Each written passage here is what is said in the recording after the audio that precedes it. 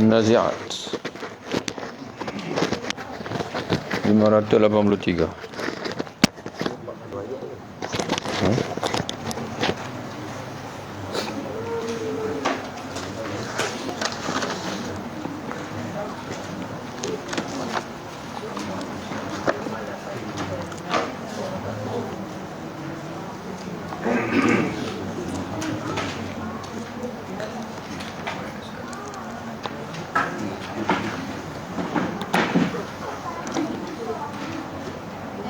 Ha, 583 surah An-Nazi'at.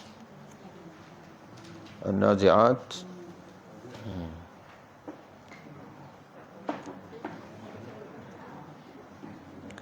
jumpa. A'udzu billahi minasyaitonir rajim.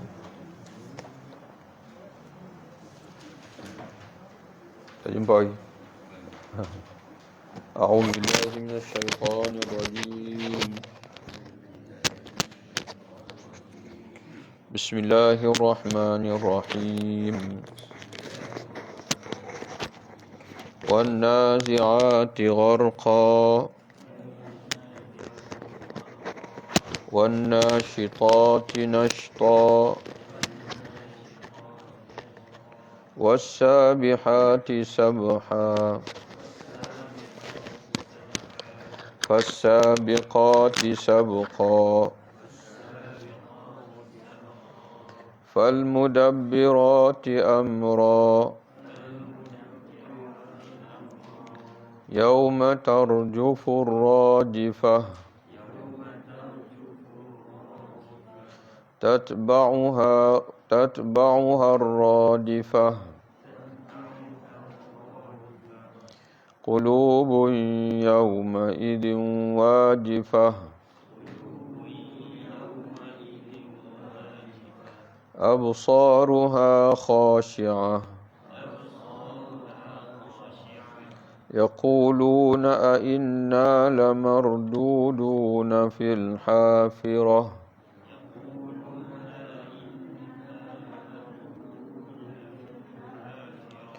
a idza kunna 'idhaman nakhirah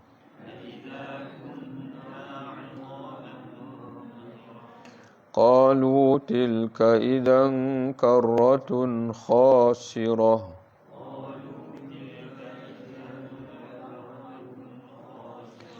fa innama hiya zajratun wahidah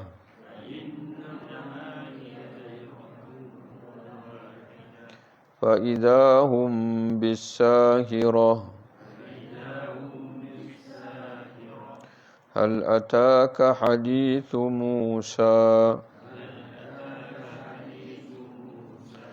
idh nadahu rabbuhu bil wadil muqaddasi tuwa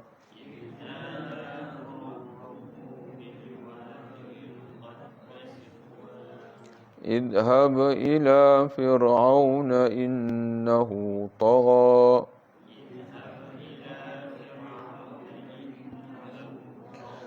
faqul hal laka ila an tazakka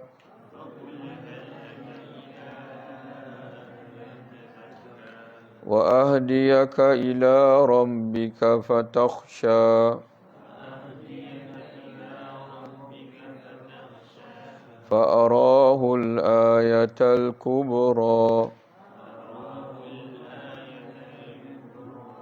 فكذب وعصى ثم أدبر يسعى فحشر فنادى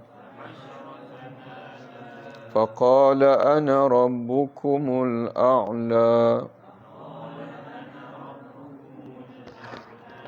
فأخذه الله نكال الآخرة والأولى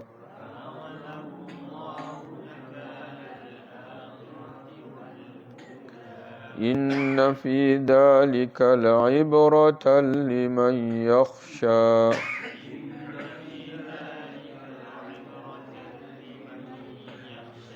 صدق الله العظيم.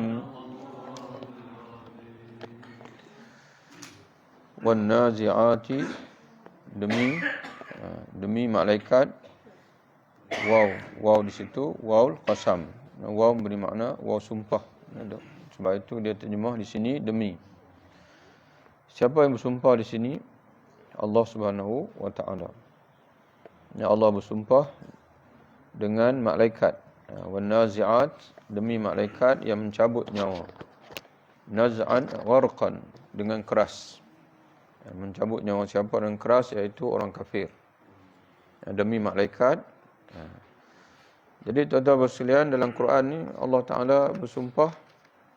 Di sini dia bersumpah dengan malaikat. Dalam surah lain ada Allah Taala bersumpah dengan matahari, Allah Taala bersumpah dengan bulan dan sebagainya lagi. Dari segi hukum sumpah ni, Allah Subhanahu Wa Taala dia berhak bersumpah dengan siapa saja, dengan makhluk apa pun yang dia pilih. Tapi kita manusia ini tidak harus kita bersumpah, kalau perlu bersumpah melainkan dengan nama Allah. Man halafa bi ghairillahi faqad asyrak. Barang siapa yang bersumpah dengan nama selain Allah, maka dia syirik kepada Allah Taala. Jadi sebab itu kalau perlu bersumpah, maka kita kena sumpah dengan nama Allah. Demi Allah saya tak buat. Begitulah contoh. Demi Allah saya tidak buat. Dan kalau kita benar terpaksa bersumpah, tak ada masalah sumpah tuan-tuan sekalian, tapi tak boleh kita main-main dengan sumpah. Wan nazi'ati gharqa, demi malaikat yang mencabut nyawa dengan keras, yakni mencabut nyawa orang kafir. Wan nasyitati nashta, dan demi malaikat yang mencabut nyawa dengan lembut. Dia cabut nyawa dengan lembut ni nyawa siapa? Nyawa orang beriman. Jadi insya-Allah tuan-tuan sekalian, kita orang beriman kepada Allah, bila kita mati nanti malaikat akan cabut dengan lembut. Dia tidak ontak. Dia tidak ontak dengan keras. Orang kafir dia rentak dengan keras. Dalam hadis Nabi sallallahu alaihi wasallam menceritakan, hadis yang panjang. Dan insya-Allah ada kesempatan nanti tuan-tuan sekalian kita baca hadis tu. Kerana dalam hadis tu Nabi cerita macam mana malaikat cabut nyawa, kemudian selepas dia cabut nyawa dalam kubur. Jadi seringkasnya roh orang beriman ini, kita mula orang beriman dulu, walaupun dalam sumpah tadi Allah Ta'ala sumpah orang kafir dulu.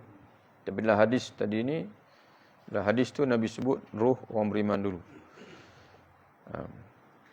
Apabila orang beriman itu hampir mati, dia akan dihadiri oleh malaikat maut, dan malaikat maut kata dekat dia, ya ayyuhan nafsut thayyibah, wahai roh yang baik, keluarlah kamu untuk menuju kepada keredaan Tuhanmu.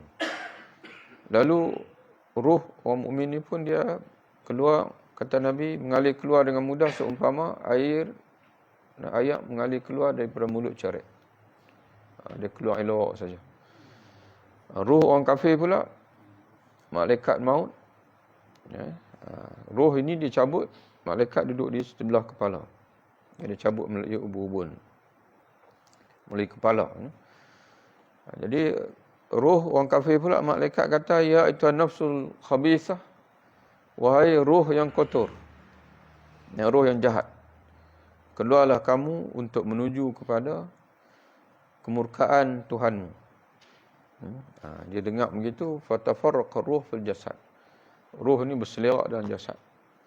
Dia lari, dia melarikan diri ke paling hujung dalam jasad. Dia tak mau dipanggil, dia tak mau keluar. Menyebabkan malaikat terpaksa merentak.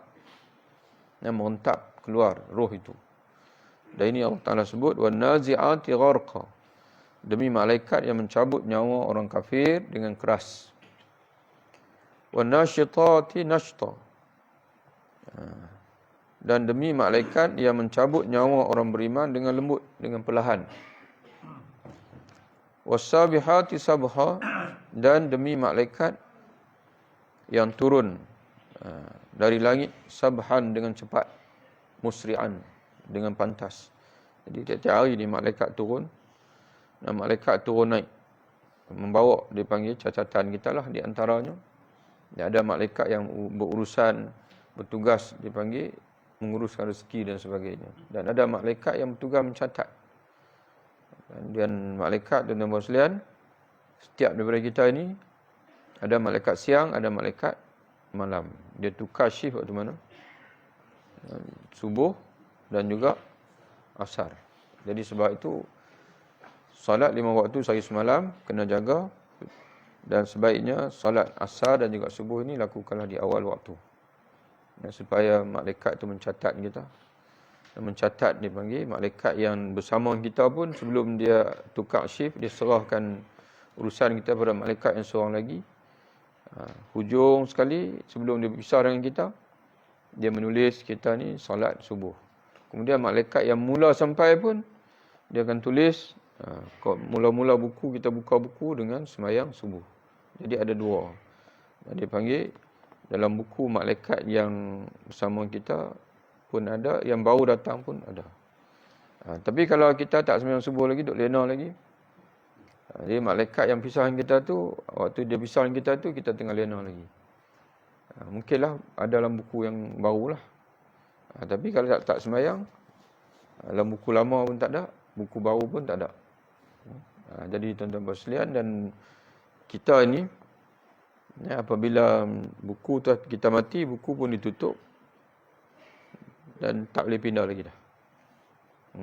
Apa yang ada waktu kita mati itu. Jadi sebab itu tuan-tuan sekalian, semasa kita hayat, masa hidup ini, kita kena buat, kalau nak bagi cantik buku pun masih ada ruang lagi. Macam mana nak buat? Nak bagi cantik balik buku kita tu. Dalam hadis Nabi SAW menceritakan, tuba liman wajada fi sahifatihi istighfaran katsira.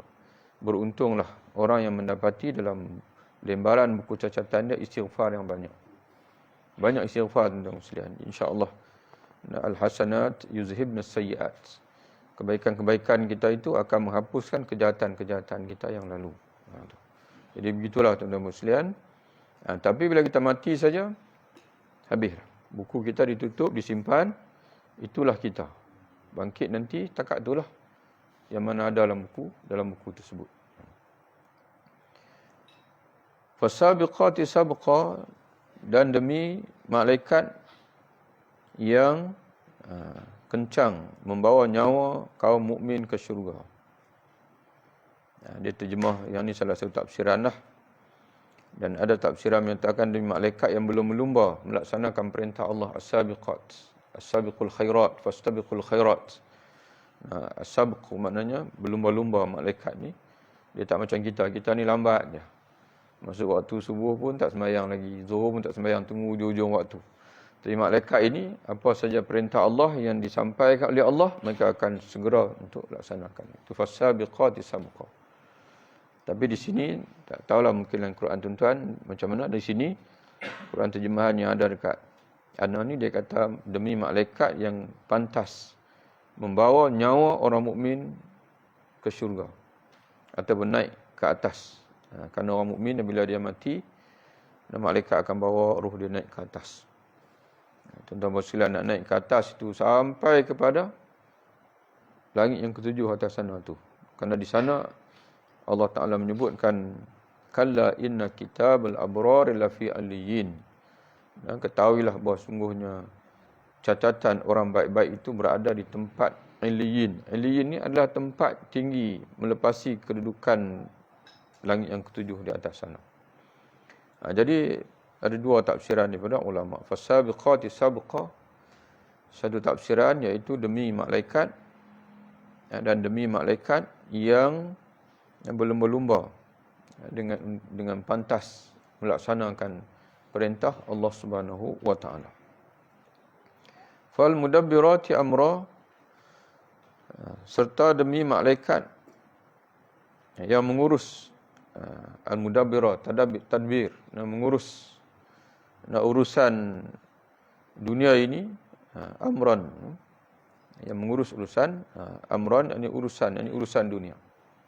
Jadi tuan-tuan sekalian, malaikat ni banyak tugas malaikat ni. Ada malaikat yang mencabut nyawa, ada malaikat yang menguruskan hujan, ada yang malaikat yang menguruskan kelahiran, ada malaikat yang mana bermacam-macam tugas malaikat. Ada malaikat rahmat di sana. Yauma tarjufu rajifah, pada hari atau pada ketika bergoncang, goncangan yang pertama. Yang maksudnya adalah pada hari berlakunya tiupan sangkakala yang menyebabkan dunia ini bergoncang. Dan segala yang ada di atas muka dunia ini semuanya mati. Itu dia panggil Ar-Radifah. Ar-Radifah ini merujuk pada tiupan yang pertama. Itu tugas siapa yang meniup ni? Tugas malaikat yang meniup, Israfil. Dalam hadis Nabi SAW ceritakan, sekarang ni pun As-Sur ini sudah berada di mulut malaikat Israfil. Dunia sudah berada di penghujung. Cuma kita tak merasalah sebab kita orang panggil apa, umur kita pendek. Kalau tengok dari segi dunia ini sebenarnya sudah berada di penghujung. Siapa-siapa yang mati dengan kita pun dia mungkin tak lama dah duduk di alam barzakh sana, akan bangkitlah selepas itu. Akan bangkit daripada kubur. Mana dia tunggu baki kawan-kawan dia yang tak mati lagi. Tak lama dah. Dalam hadis tuan-tuan sekalian, Nabi tunjuk begini, 2 jari. Di antara aku dan juga kiamat, kahatai ini. Di antara masa aku diutuskan dan kiamat seperti ini. Maknanya ini pengutusan Rasulullah, ini kiamat. Boleh baca kod sini. Mana dekat tu macam berapik. Tak ada celah-celah ni dah. Sebagian ulama mentafsirkan iaitu Rasulullah ni Nabi yang terakhir, Nabi yang penghujung. Selepas dia tu terus kiamat. Tak akan ada lagi Nabi di antara dia. Dan ada yang baca atas ke bawah. Ni kalau umur dunia, keseluruhan umur dunia ni, jari yang paling panjang ni, jari telunjuk, jari tengah. Jadi sekarang ni umur dunia sudah sampai tahap jari telunjuk, tinggal sikit ujung tempoh dunia. Jadi sebab itu tuan-tuan sekalian, maknanya kenapa kita perlu sembang pasal kiamat ni? Sebab kita akan bangkit nanti. Dia sekarang ni peristiwa kita duduk dalam surau. Kita mengaji, mengenal dunia lah. Seronok cara dunia. Sampai satu ketika nanti tuan-tuan bayangkan, cuba kita khayalkan, kita akan berdiri di mahsyar dan bertemu dengan Allah Ta'ala. Buku catatan kita berterbangan ni, tuan-tuan sekalian, tatayur dia panggil. Berterbangan untuk cari Tuhan dia. Dia tak akan silap Tuhan. Dan berterbangan atas. Kemudian dia nampak kita, buku kita nampak kita, terus dia akan meluru pada kita. Dan pada ketika itu, barang siapa yang tangan kanan dia yang menghulur untuk menyambut buku catatan dia itu, dia ahli syurga.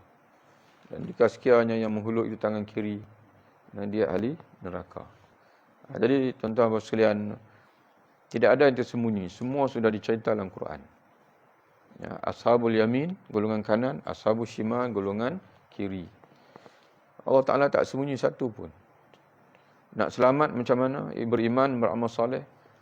Orang yang akan disabut nyawa dengan keras tadi, siapa? Orang kafir yang tak beriman. Jadi konsep dia sama juga. Sama saja, kita dah ulang banyak kali dah. Iaitu apa yang Nabi sebut dalam hadis. Yahfazillah yahfazka. Jagalah Allah, Allah akan jaga kamu. Itu konsep dia, tuan-tuan sekalian. Dia beriman, beramal soleh, dan dari segi ibadat yang paling utama ialah solat. Sembahyang 5 waktu, jaga bagi cukup. Bagi tuan-tuan yang mungkin, bagi kita lah, tuan-tuan sekalian, dan mungkin sebelum ni kita banyak mengabaikan solat, cubalah, ikhtiarlah untuk kita bayar balik, qada sekaya mampu, dan banyakkan sembahyang sunat insya-Allah, dan juga banyak istighfar. Duduk saja pun tuan sekalian, ada tasbih, istighfarlah. Astaghfirullahalazim, astaghfirullahalazim, astaghfirullahalazim. Bagi banyak. Dan mudah-mudahan tuan sekalian kita mati pun dalam istighfar insya-Allah. Tatba'u ar-radifah, akan menyusulnya tiupan yang kedua, ar-radifah. Ar-radifah maknanya yang menyusuli. Akan menyusul tiupan yang menyusul, yakni menyusul yang pertama tadi, tiupan yang menggoncangkan, yang mematikan, yang membinasakan, yang musnahkan, diikuti dengan tiupan yang kedua yang membangkitkan manusia daripada kubur masing-masing. Mana semua manusia yang duduk dalam perut bumi, maknanya di ke bumi lah semuanya akan bangkit. Dalam hadis tuan-tuan sekalian, Nabi SAW menceritakan semua yang ada pada tubuh kita ni semua akan binasa, musnah, akan jadi tanah. Kecuali ada satu dia panggil adbuz zanab, tulang ekor.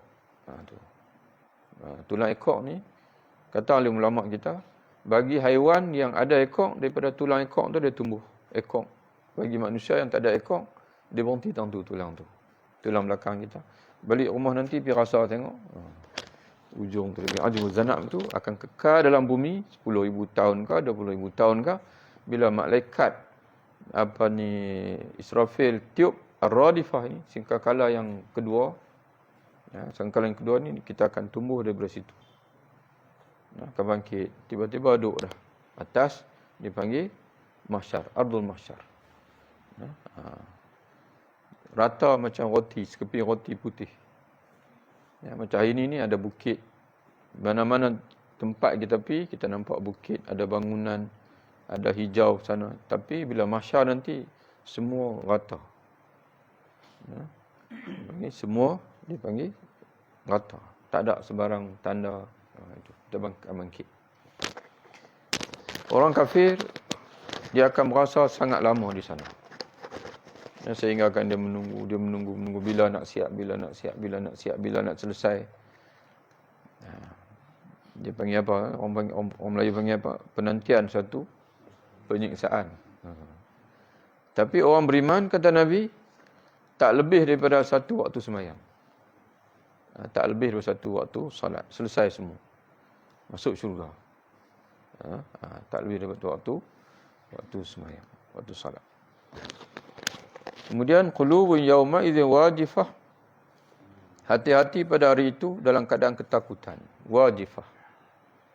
Hati siapa yang ketakutan ni? Hati orang kafir. Hati orang kafir akan ketakutan. Hati orang beriman insya-Allah tak takut. Sebab ihfazillah yahfazka, jagalah Allah, Allah akan jaga kamu.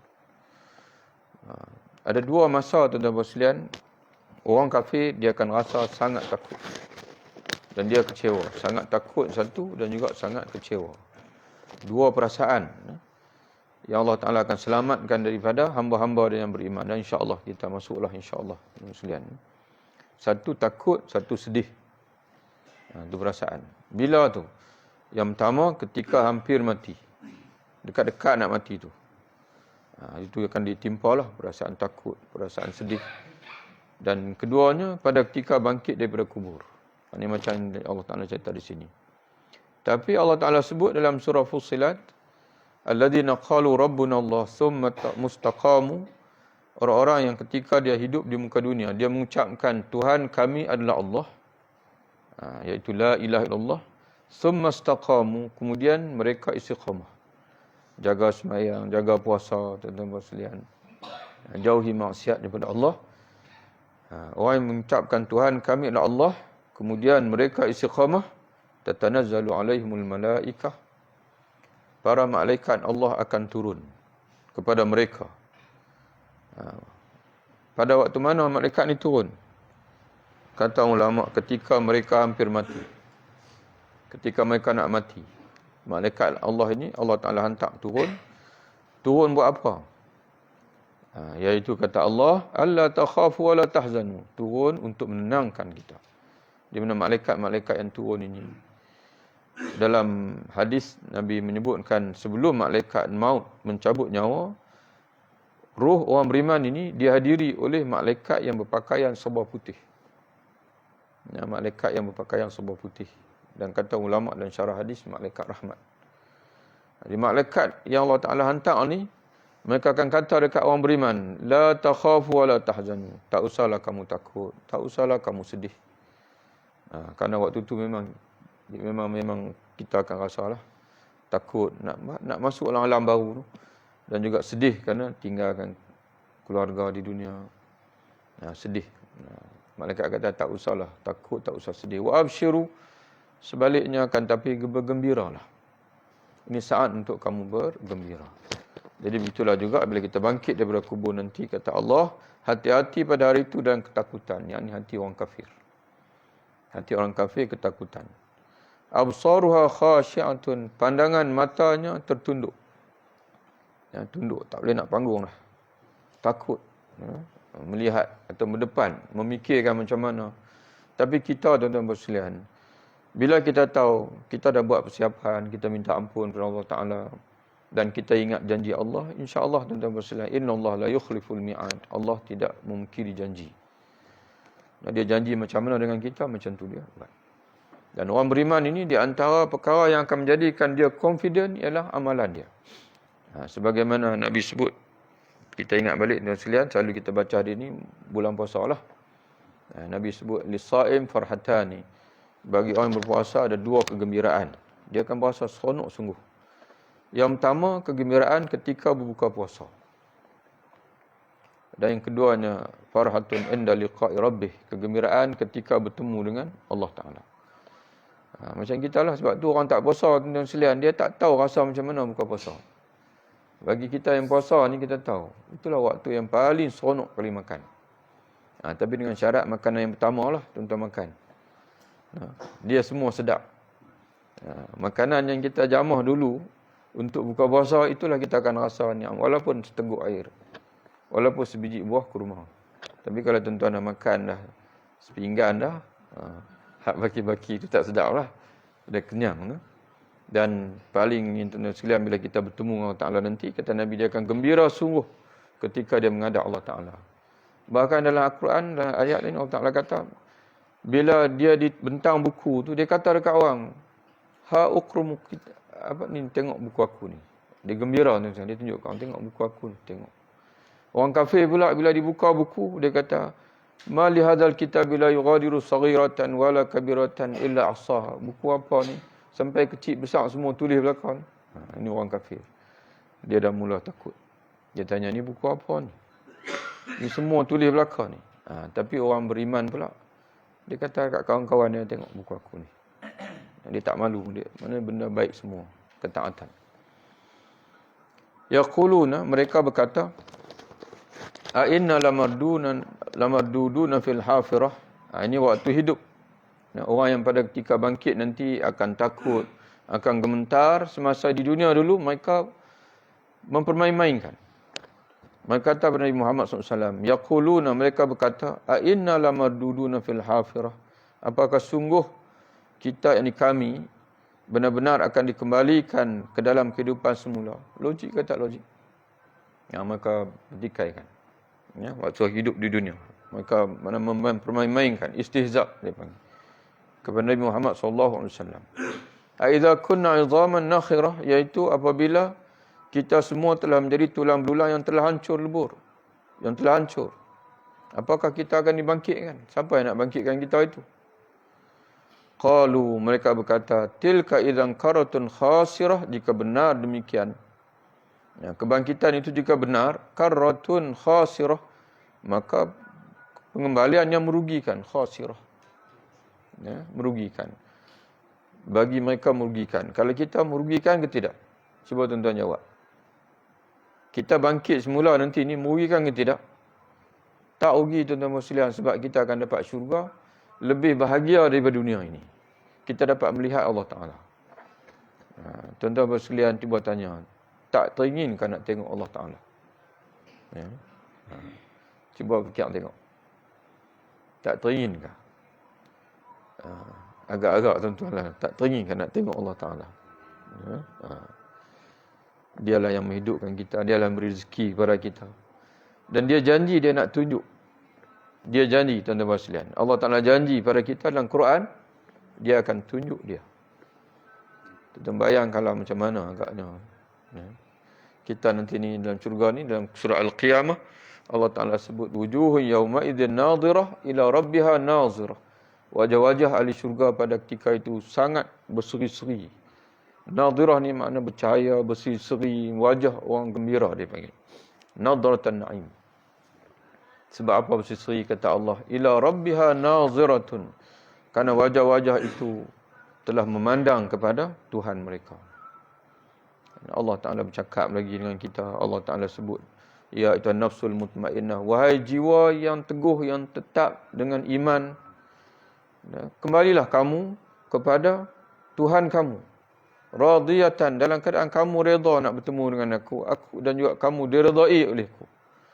Fadkhuli fi ibadi, masuklah, silakan masuk dalam kelompok hamba-hambaku yang aku redha. Wadkhul jannati, silakan masuk dalam syurga aku. Jadi Allah Ta'ala akan cakap dengan kita macam tu. Jadi tuan-tuan dan sekalian, mereka kata kalau macam tu rugilah kita, nak kena bangkit semula. Tapi bagi orang beriman itu bukan rugi. Kebangkitan semula itu adalah suatu anugerah Allah Ta'ala.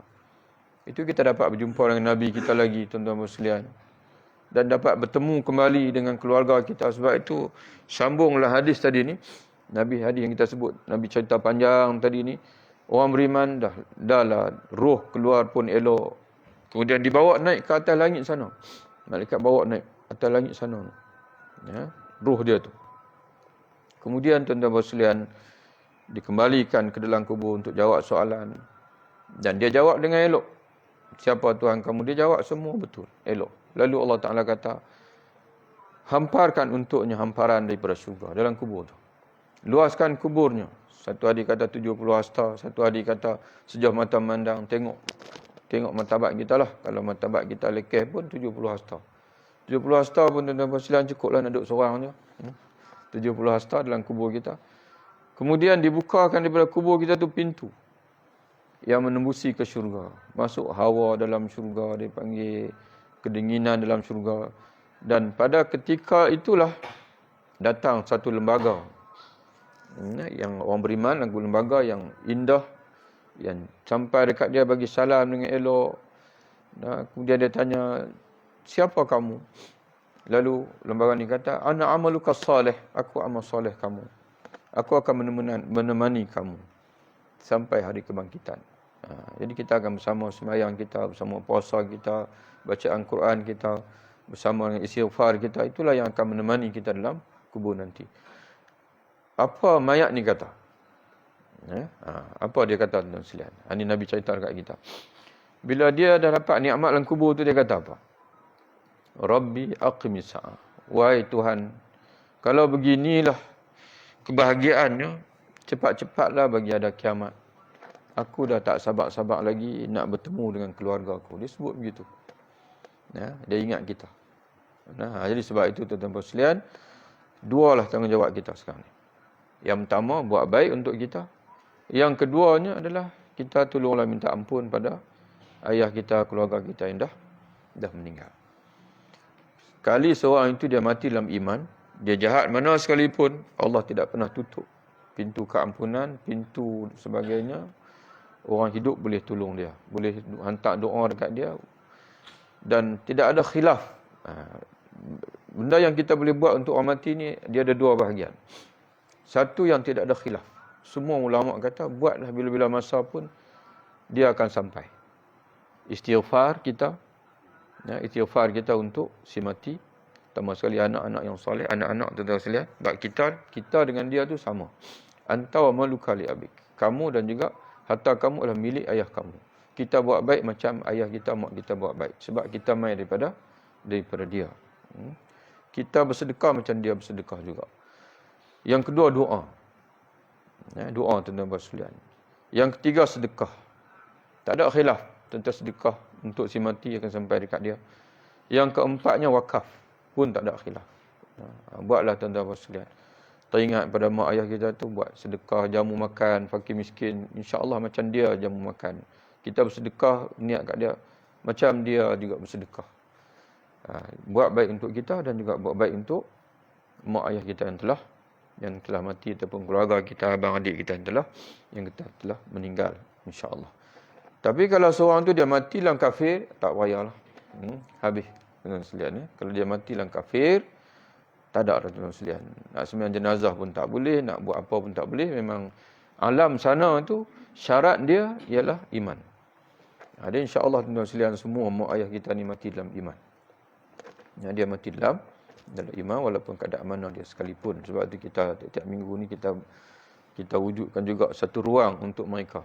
Sama ada kita berdoa, sama ada kita baca Quran, niat untuk mereka dan sebagainya. Itu atas dasar kita mengambil pandangan dalam mazhab mutaakhir, mazhab Syafi'i, iaitu bacaan Quran, zikir dan sebagainya untuk si mati sampai itu insya-Allah. Kemudian masuk dah waktu. Tak lagi. Okey. Fa innama, jadi tuan-tuan sekalian, orang kafir ni dia ucap begitu dalam bahasa apa? Kita habis sikit dalam 2 ayat lagi, tapi kita berhenti. Orang kafir ni dia sebut dalam bahasa perli. Takkan macam tu akan dibangkitkan semula. Kita dah jadi tulang belulang. Kalau betul lah, kecewalah kami, rugilah kami nanti. Kita orang beriman tak rugi. Allah Ta'ala jawab, fa innama hiya zajratun wahidah. Maka sungguhnya dia, yakni kebangkitan semula itu, pengambilan semula itu, zajratun wahidah, hanya dengan satu kali tiupan saja, kata Allah. Kun fayakun. Tak ada susah apa bagi aku, kata Allah.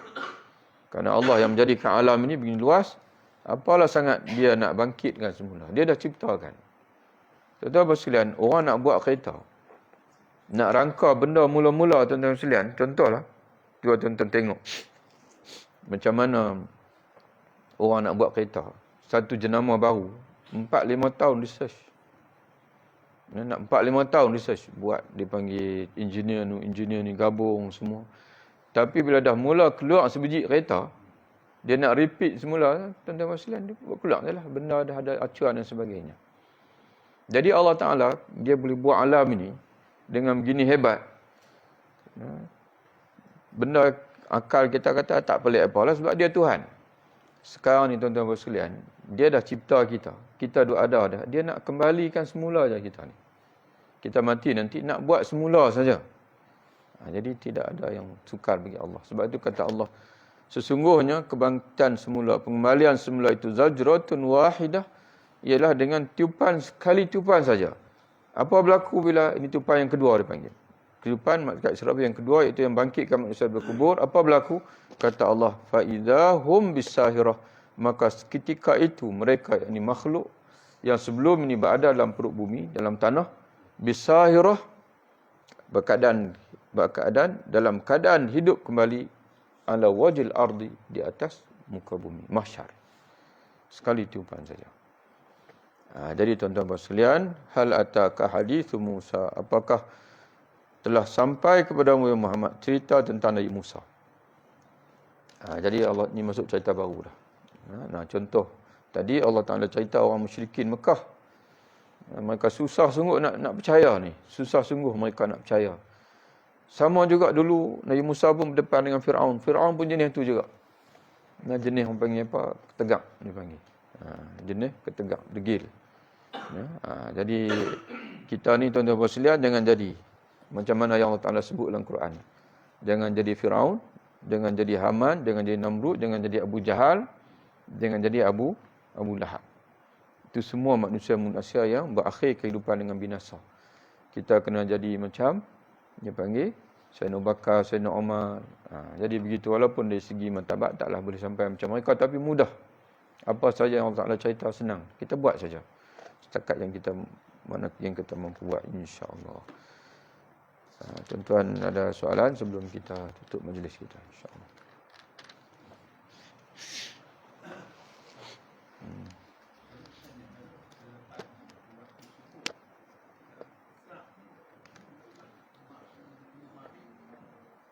Yang mana tu? Yang pertukaran malaikat. Dia masa mula masuk asar dan juga mula subuh. Itu pertukaran shift di antara malaikat. Sebab itu Nabi sebut, dia panggil, maknanya man sallal bardain dakhal jannah. Walaupun kita ni salat 5 waktu ni wajib semua, tapi kenapa Nabi selalu sebut barang siapa yang menjaga 2 salat pada ketika sejuk, dingin, teduh, dia akan masuk syurga, iaitu subuh dan juga asar. Dan sebagai ulama kata, kerana 2 sembahyang ini adalah 2 salat yang paling susah nak jaga. Kalau orang boleh jaga 2 sembahyang ni, yang lain-lain tu dia mudah saja. Dan sebagai ulama menyatakan bahawa kerana 2 salat ini dia wujud pada ketika pertukaran malaikat tu. Pada selisih pertukaran malaikat tersebut. Jadi sebab itu tuan-tuan sekalian, ghalibnya kalau tuan-tuan memang keluar rumah tak semayang dulu, asar dengan subuh, biasanya tak semayang lah. Selalunya jadi macam tu. Dia pergi bendang kah, dia masuk asar, dia tak semayang asar dulu, dia bendang. Alamatnya terlepas tu je lah. Sama juga kita pun.